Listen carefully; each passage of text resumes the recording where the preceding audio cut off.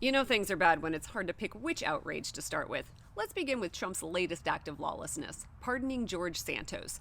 The Orange Man called him somewhat of a rogue, then added, "Good luck, George, have a great life." Right. A convicted fraudster gets a presidential pardon while real journalists and federal workers are being purged.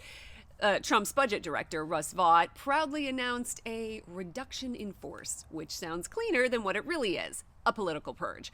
Over 4,200 federal employees were fired from agencies that keep people alive, the CDC, VA, and HHS. Then they realized they'd fired too many people they actually need. Oops! So they started rehiring them. The federal workers union sued, a judge halted the layoffs, and now the government looks like it's running on a temp agency and a prayer. Meanwhile, dozens of Pentagon reporters quit after being told their coverage of U.S. military operations had to match official messaging. Translation, state propaganda or unemployment. So instead, the leaks are now coming from inside the building. Pentagon staffers passing information directly to journalists. That spray tan level meltdown you hear from Trump HQ, it's the sound of control slipping. Speaking of slipping, Homeland Security just dropped $172 million on two Gulfstream G700 jets for Kristi Noem and other senior leaders, while 57,000 TSA agents who actually screen passengers still aren't getting paid. Democrats are demanding to know where the money came from because if DHS used emergency funds during a shutdown, that's not just corruption, it's illegal.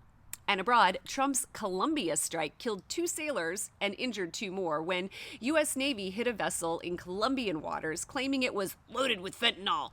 Colombia's president called it what it is, murder and a violation of sovereignty. Trump called him a drug dealer and bragged about seizures that didn't exist.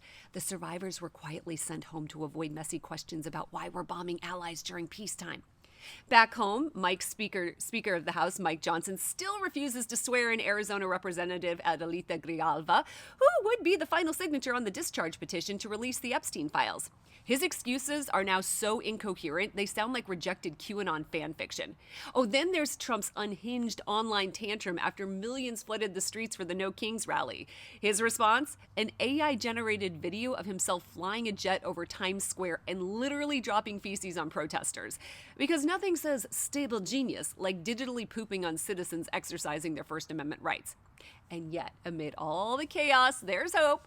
Like I said yesterday, 7 million of us showed up in cities, towns, and rural counties across the country. 7 million! The second largest single-day protest in U.S. history. Veterans, teachers, nurses, drag queens, farm workers, every color, every faith, saying one thing loud and clear. No kings, no dictators, no fascism. Trump can keep posting his fake AI garbage. The people are real and the movement's growing. See you in the streets, rebels.